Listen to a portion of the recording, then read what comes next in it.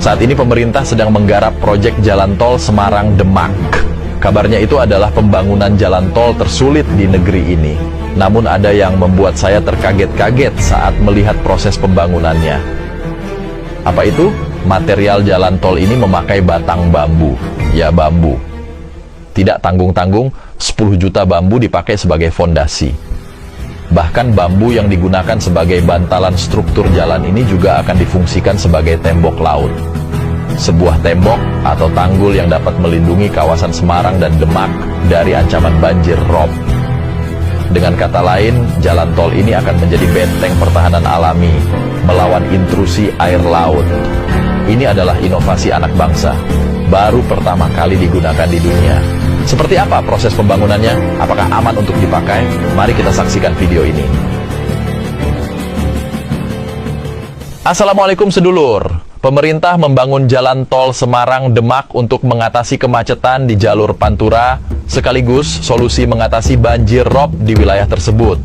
Dibangun sejak 2019, jalan tol sepanjang 26 km ini terbagi dalam 2 seksi. Seksi pertama mencakup Semarang-Sayung yang memiliki panjang 10 km. Seksi kedua menghubungkan Sayung-Demak dengan panjang 16,3 km. Seksi kedua atau yang menghubungkan Sayung-Demak sudah selesai pada 2023 dan menghabiskan dana 5,9 triliun rupiah. Sementara seksi pertama yang mencakup Semarang-Sayung saat ini masih dibangun. Meski panjangnya lebih pendek ketimbang seksi kedua, dana yang dianggarkan justru hampir 2 kali lipatnya. Pemerintah menganggarkan dana 10,8 triliun rupiah. Jadi jangan kaget jika di rata-rata setiap kilometernya memakan dana sekitar 1 triliun rupiah. Wow, mengapa bisa begitu? Hal itu bukan tanpa alasan. Jika rute Sayung-Demak berada di daratan dan permukaan tanahnya keras, rute Semarang-Sayung sebaliknya. Jalur Semarang-Sayung berada di area tanah lembek sedalam 60 meter dan sebagian lain di perairan Laut Jawa. Tidak mungkin dilakukan pengurukan. Kalau tanah seperti itu diuruk, berjuta-juta tanah truk uruk akan langsung ditelan bumi. Berapapun banyaknya akan sia-sia. Mantan Menteri BUMN Dahlan Iskan sampai menyebut, tol lajur Semarang-Sayung ini merupakan jalan tol tersulit di Indonesia. Untunglah ada pohon bernama bambu. Meski terlihat sepele, bambu sejatinya sangat efektif untuk mengatasi tanah lembek seperti itu. Cara kerjanya pun tak serumit yang dipikirkan. Batang-batang bambu hanya perlu dirangkai menjadi 2 pola.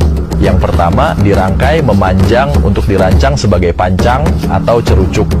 Yang kedua, bambu rangkaian untuk dihamparkan seperti layaknya rakit atau matras. Fondasi matras bambu ini kemudian didukung dengan tiang pancang berupa cerucuk dari bambu. Cerucuk dari bambu ini dapat memberikan gesekan samping sehingga meningkatkan resistensi dan mentransfer beban dari matras bambu ke lapisan tanah yang lebih dalam.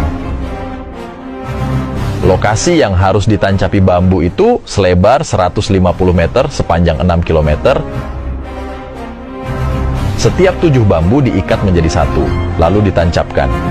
Jarak tancapan satu dengan berikutnya 1 meter. Harap dicatat ya lur, matras bambu ini tidak mengambang atau mengapung di permukaan laut. Setelah dirakit, matras bambu dilapisi dengan geotekstil 200 kN dan di atasnya diberi tanah setebal 10 cm. Di atas tanah itu dihampari lagi matras bambu yang sama, lalu ditutup lapisan geotekstil dan tanah lagi setebal 10 cm. Lalu dihampari matras bambu lagi, tanah lagi, rakit lagi, tanah lagi, sampai 17 lapis. Jadi matras bambu ini akan turun ke dasar setelah ditimbun. Walhasil bambu yang dibutuhkan sangat banyak. Diperkirakan untuk menyelesaikan fondasi jalan tol Semarang-Sayung diperlukan sekitar 10 juta bambu.